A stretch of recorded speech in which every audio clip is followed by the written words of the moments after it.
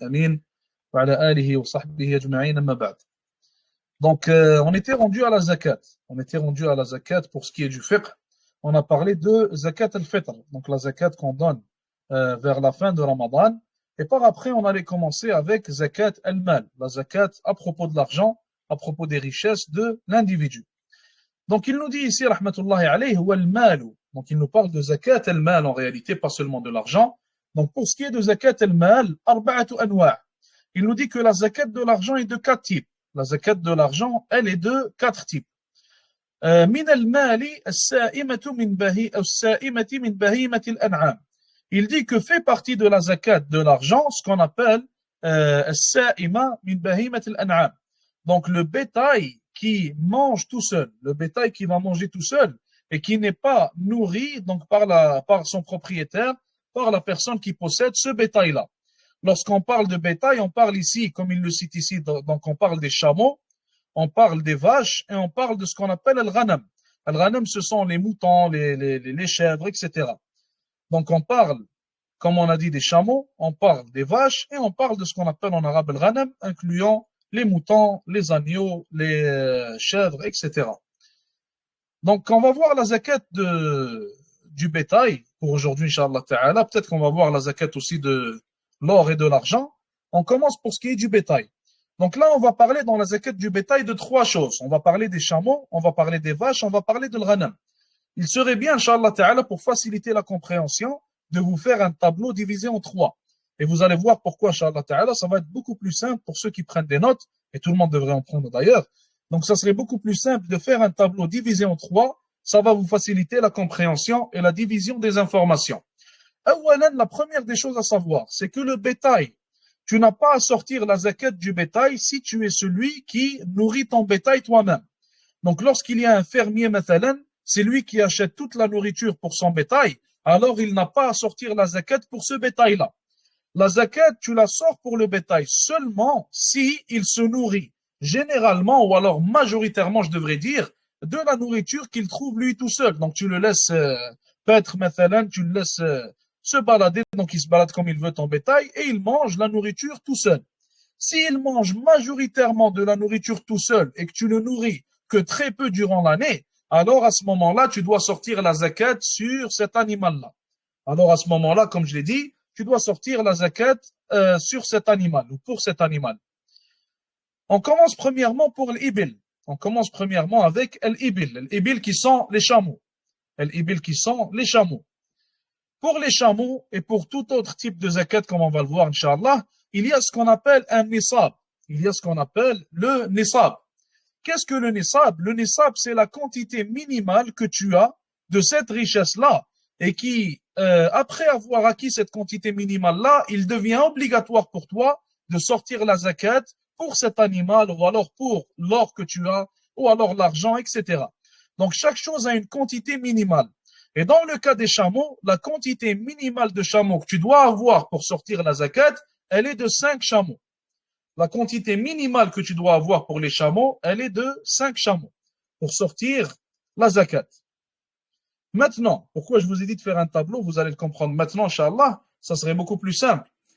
Chameau mâle ou femelle, n'importe lesquels, mâle ou femelle. Tant que tu en as 5, mâle ou alors femelle, tu dois sortir la zakat. Maintenant, si tu as 5 chameaux, ça veut dire que tu as atteint ce qu'on appelle un nisab. Lorsque tu as 5 chameaux, tu dois donner comme zakat pour ces 5 chameaux-là ce qu'on appelle une chat. Ce qu'on appelle en arabe chat. Un chat, ça peut être quoi? Un chat, ça peut être un mouton, ça peut être une chèvre. Il n'y a pas de problème avec ça. Mais tu dois donner ce qu'on appelle chat. Donc ça, c'est pour 5 chameaux. Et après, à chaque fois que tu en as 5 de plus, tu vas donner une autre chatte. Tu vas donner un autre mouton, tu vas donner une autre chèvre, etc. À chaque fois que tu en as 5, tu en donnes une, tout simplement. À chaque fois que tu en as 5, tu en donnes une. Jusqu'à ce que tu atteignes 25 chameaux. Jusqu'à ce que tu atteignes 25 chameaux. Est-ce que pour l'instant, tout le monde comprend ou alors il y en a qui se perdent? Il faut vous concentrer parce que Il est possible que certains se perdent à un moment donné. Est-ce que tout le monde comprend pour l'instant?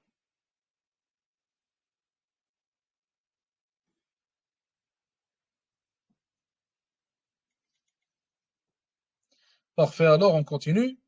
Donc on a dit que pour les chameaux, à chaque 5 chameaux, tu donnes ce qu'on appelle une chatte, jusqu'à ce que tu atteignes 25 chameaux. Jusqu'à ce que tu atteignes 25 chameaux. Lorsque tu atteins 25 chameaux, alors tu dois donner ce qu'on appelle bintu makhab. Lorsque tu atteins 25 chameaux, tu dois donner ce qu'on appelle bintu makhab. Bintu makhab, c'est quoi? C'est une chamelle qui a atteint 1 an. Une chamelle qui a atteint 1 an. Donc elle est âgée d'1 an. Donc elle a entre 1 et 2 ans. Elle a entre 1 et 2 ans. Si j'ai 25 chameaux, je dois donner une bint makhab en zakat. Une bint makhab, c'est quoi? C'est une chamelle, donc une femelle et non pas un mâle dans ce cas-là, qui a entre 1 et 2 ans. Elle a atteint les 1 an, mais elle n'a pas encore atteint les 2 ans tout simplement. Par après, lorsque j'atteins 35 chameaux, lorsque j'atteins 35 chameaux,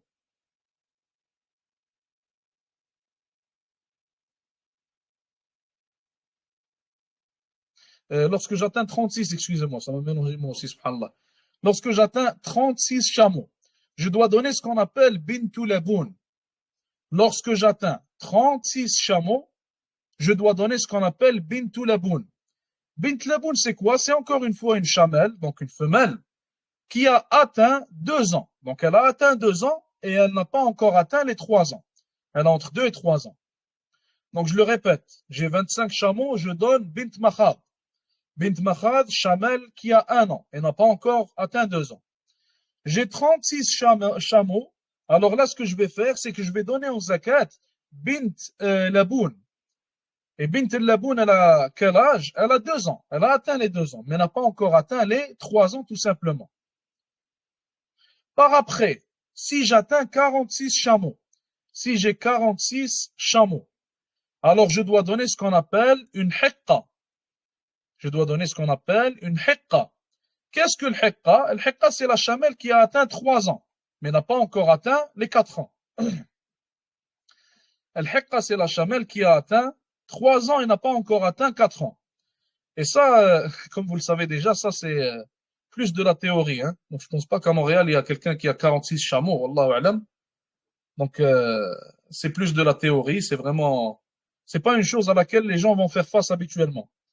Et l'un des chouurs qui nous enseignait, d'ailleurs, il blaguait souvent avec ça, et il a dit que depuis qu'il a commencé à enseigner, donc depuis des années et des années, des dizaines d'années, il n'y a personne qui est venu lui demander quelle est la zakat du chameau. Donc, personne n'a besoin de ça habituellement. En Arabie Saoudite, ils ont besoin de ça, au Pakistan, etc. Mais là où on est, on n'a pas besoin de ce genre de choses-là. Mais certainement, Talib al-Ilm, il doit apprendre ces choses-là. Donc l'étudiant en sciences, il doit être au courant de ces choses-là. Exactement, 24 chameaux, 4 chètes, exactement. On continue. On a dit que lorsqu'on atteint 46, on donne ce qu'on appelle une hiqqa. La hiqqa, elle a quel âge? Elle a 3 ans, mais elle n'a pas encore atteint les 4 ans. Par après, par après, il a 61. Il nous dit ici que si il a 61 chameaux, alors là, ce qu'il devra donner, c'est ce qu'on appelle une jada'a. S'il atteint les 61 chameaux, il donne ce qu'on appelle une jada'a. Qu'est-ce que le jada'a? C'est la chamelle qui a atteint 4 ans. Le jada'a, c'est la chamelle qui a atteint 4 ans tout simplement. Et après, il nous dit que s'il atteint 76 chameaux, alors il devra donner 2 bint laboun. Donc ce qu'on a appelé bint laboun tout à l'heure, on rappelle sa définition.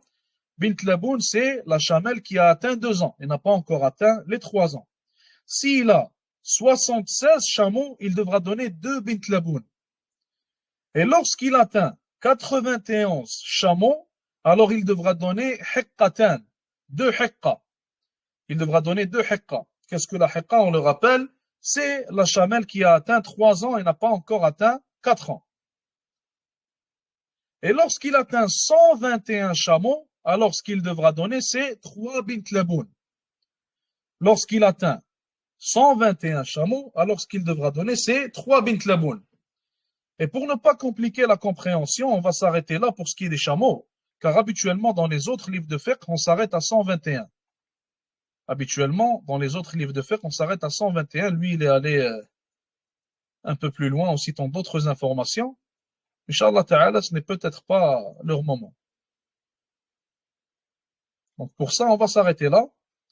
On a fini pour ce qui est des chameaux. Est-ce que tout le monde a compris pour les chameaux? Là, on va passer à Al-Baqar. On va passer aux vaches. Avant 121, donc celui qui vient avant 121, c'est Ihda wa Tis'in. Donc s'il atteint 91 chameaux, il devra donner 2 hiqqa. El hiqqa, c'est la chamelle de 3 ans, qui n'a pas encore atteint 4 ans. Et s'il atteint 121, il donne 3 bint laboun. Bint laboun, c'est la chamelle ayant atteint les 2 ans, qui n'a pas atteint les 3 ans, tout simplement. Donc tout le monde comprend pour les chameaux. On passe à Al-Baqar, Inch'Allah.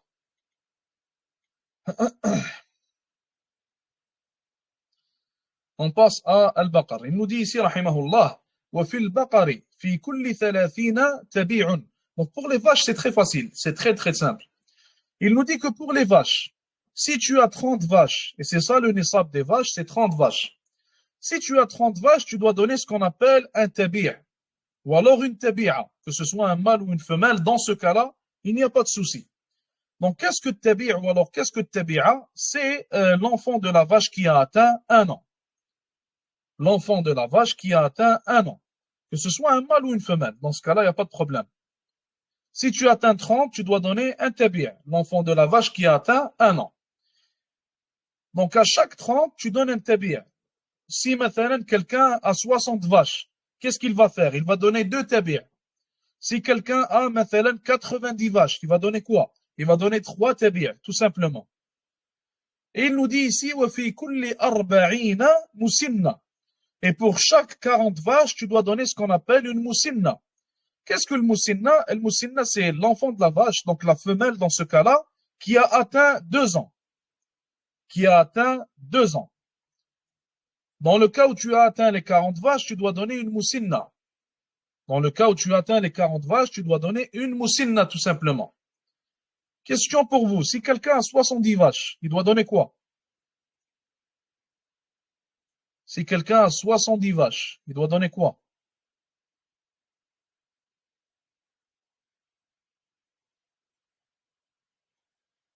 El musinna, c'est l'enfant de la vache qui a atteint 2 ans. C'est la femelle dans ce cas-là.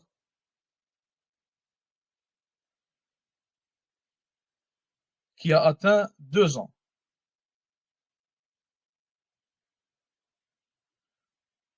Je vous répète la question. Quelqu'un a atteint 70 vaches.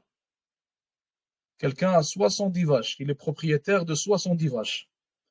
Quelle zakat doit-il donner dans ce cas-là?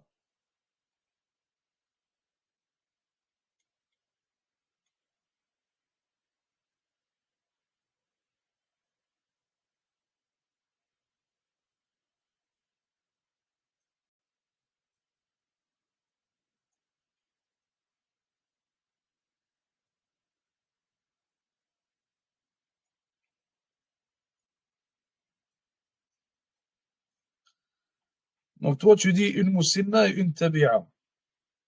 Et les autres, vous dites quoi? Est-ce que vous êtes d'accord?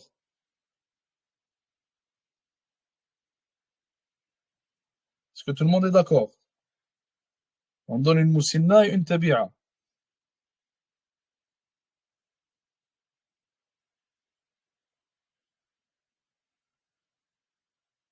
Je ne sais pas si tout le monde est d'accord ou alors si personne n'a compris. Allahu a'lam. Bref, on continue, Inch'Allah. Donc, c'était ça la réponse. Une musinna et une tabi'a. Exactement. Donc, pour chaque 40, c'est une musinna. Pour chaque 30, c'est une tabi'a. Si tu en as 70, alors tu as une fois 40 et une fois 30. Donc, pour les premiers 40, tu dois donner une musinna. Pour les autres 30 restants, tu dois donner une tabi'a tout simplement. Donc, ça peut être un peu mélangeant certainement au début. On continue. On a fini pour ce qui est des vaches. Maintenant, on passe à Al-Ghanam. On a fini pour ce qui est des vaches. Maintenant, on est à Al-Ghanam. Il nous dit ici, le Ghanam aussi, c'est très facile. Il nous dit, وَفِي الْغَنَمِ فِي الْأَرْبَعِينَ شَاهٍ. Donc, premièrement, le nisab de l'ghanam, c'est 40 ghanam. Le nisab de l'ghanam, on a dit que le ghanam inclut les moutons, ça inclut les chèvres, les agneaux, etc. Leur nisab, c'est quoi? C'est 40. Leur nisab, c'est quoi? C'est de 40 tout simplement. Donc, à chaque 40, ou plutôt, si tu atteins 40, tu dois donner quoi? Tu dois donner une chatte. Si tu atteins 40, tu dois donner une chatte, tout simplement. Si une personne, maintenant, elle atteint 121, donc entre les 40 et le 121, tu n'as pas à donner de zakat. Mais si quelqu'un va atteindre les 121, il a 121 ghanam, alors ce qu'il devra faire, c'est qu'il devra donner deux chats et non pas une seule. S'il atteint 121, il donne deux chats. Donc entre 40 et 120, c'est une chatte. Entre 121 et 200, c'est deux chats. Et si la personne elle atteint 201 ghanam, alors elle devra donner trois chats. Si elle atteint 201, alors elle devra donner trois chats tout simplement. Et après les 201, à chaque 100 ghanam, elle donne une chatte. Après les 201, à chaque 100 ghanam, elle donne une chatte tout simplement. Donc à 301, elle va donner une autre chatte, ce qui va faire en sorte que le résultat sera de 4. À 401, elle va donner une autre, ça sera 5. À 501, elle en donne une autre, ça va en faire 6. Et comme ça, à chaque 100, elle donne une chatte tout simplement. Donc on a compris pour ça, Inch'Allah Ta'ala. Maintenant, on passe à Al-Athman. Donc à l'argent, en réalité, on pourrait dire que c'est l'argent. Donc il va nous parler de l'or, de l'argent et aussi de la monnaie qu'on utilise aujourd'hui. Donc les valeurs. Il nous dit ici que, à propos de l'Athman, les valeurs, ce qu'on veut par là, c'est al-dhahab wal-fidda. Ce qu'on veut par là, c'est al-dhahab wal-fidda. Il nous dit ici, فَتَجِبُ فِي كُلِّ 20 مِثْقَالًا فَيَجِبُ فِيهَا نِصْفُ مِثْقَال. Auparavant, pour peser al-dhahab, pour peser l'or ou alors pour peser al-fidda, pour peser l'argent, donc pour peser d'une manière générale, ils utilisaient le terme qu'on appelle mithqal. Ils utilisaient le terme qu'on appelle mithqal. Il nous dit ici que le nisab de l'or et de l'argent, donc la quantité minimum à avoir pour que la zakat soit requise de toi, c'est 20 mithqal. C'est 20 mithqal. Et on va citer, Inch'Allah Ta'ala, selon selon les grammes, ça revient à combien? Donc 20 mithqal, pour ce qui est de l'or, 24 carats. 20 mithqal, c'est 85 grammes. Pour ce qui est de l'or, 24 carats, à ce que j'ai vu, Wallahu a'lam, la plupart des savants citent que c'est 85 grammes. Et tu dois donner, si tu atteins ces grammes-là, si tu atteins le nisab, tu dois donner 2,5% en zakat. Donc 2,5% de cet or-là. Et le 2,5% de 85 grammes, c'est 2,12 grammes. C'est 2,12 grammes. Donc ça, ce n'est pas nécessairement très important, le 2,12 grammes. Donc c'est dans le cas où une personne a exactement 85 grammes, ce qui serait assez rare. Pour ce qui est de l'or, 21 carats. Pour ce qui est de l'or, 21 carats. Le nisab, Cheikh Mustafa Al-Adawi, il a cité que c'est de 97 grammes. Le nisab, Cheikh Mustafa Al-Adawi, il a cité que c'est de 97 grammes. Pour ce qui est de l'argent maintenant, pour ce qui est de l'argent, c'est 585 grammes. Un nisab. Si une personne a 585 grammes d'argent, alors elle doit en donner le 2,5% en zakat, tout simplement. Donc ça, c'était pour ce qui est de l'or et de l'argent. Ça, c'était pour ce qui est de l'or et de l'argent. Et comme vous le savez, aujourd'hui, la valeur ou alors la monnaie utilisée, ce n'est plus l'or ni l'argent. Ce qu'on utilise aujourd'hui, ce sont les dollars, ce sont les euros, c'est les monnaies actuelles connues. Donc, comment est-ce qu'on va définir le nisab de la monnaie actuelle qu'on a? Ce qu'on va faire, c'est tout simplement voir le prix du gramme de l'or ou alors de l'argent. On va venir à l'argent, on va commencer par l'or. Dans le cas de l'or, dans le cas de l'or, pour ce qui est des 14 et 18 carats, Allahu A'lam. Je ne sais pas c'est quoi leur nisab exactement. Allahu Ta'ala A'lam. J'ai trouvé les informations pour ce qui est de 21 carats, 24 carats. 14 et 18, je pourrais vous le chercher, Inch'Allah, mais pour l'instant, j'en ai aucune idée, honnêtement. Donc, pour l'or utilisé ou pas, ça c'est autre chose. Ça, on va y venir, Inch'Allah. Pour l'instant,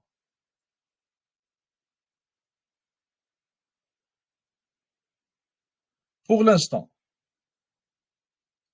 comprenez avec moi que nous devons voir quel est le prix de chaque gramme.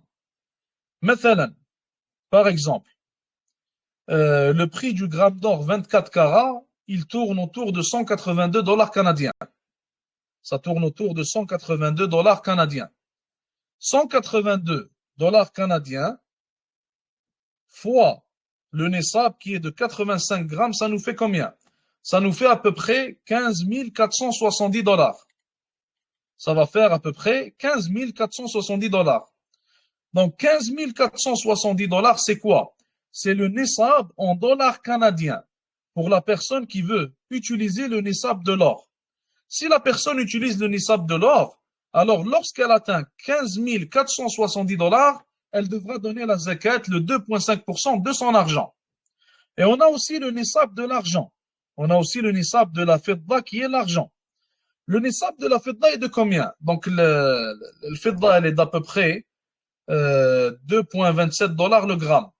2,27 dollars canadiens le gramme, à peu près. Donc, 2,27 fois 585 grammes, ça nous fait 1327 dollars canadiens.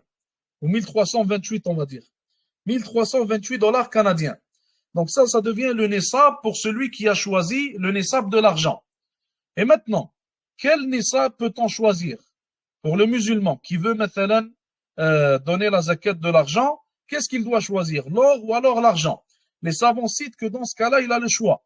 Il a le choix de choisir soit le Nessab de l'or ou alors le Nessab de l'argent.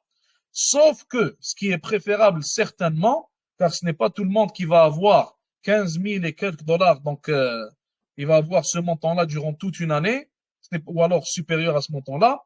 Donc ce n'est pas tout le monde qui va avoir ça. Ce sont peu de gens habituellement. Donc dans le cas où l'individu veut être bénéfique, Inch'Allah Ta'ala, aux musulmans, aux pauvres, etc., alors il devrait calculer avec le Nessab de l'argent. Car 1327 dollars, c'est beaucoup plus accessible pour les gens que 15 000, 16 000 dollars. Donc, dans le cas où la personne veut être plus bénéfique, Inch'Allah Ta'ala, pour faciliter aussi pour les pauvres, pour les gens qui méritent la zakat, alors il devrait choisir le Nessab de l'argent, car ça serait beaucoup plus accessible pour lui, Inch'Allah Ta'ala, et il y a plus de chances qu'il ait à donner la zakat s'il choisit le Nessab de l'argent tout simplement, qui est, comme je le répète, donc de 1328 dollars canadiens à peu près. Est-ce que tout le monde comprend pour l'instant? Est-ce que tout le monde a compris pour l'instant?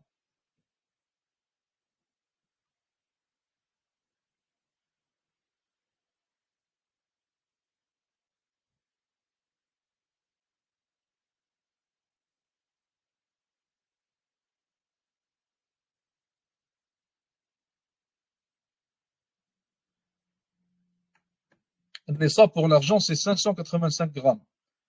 En dollars canadiens, ça nous fait 1328. Bref, tout le monde a compris, Inch'Allah. Pour revenir à ta question, donc,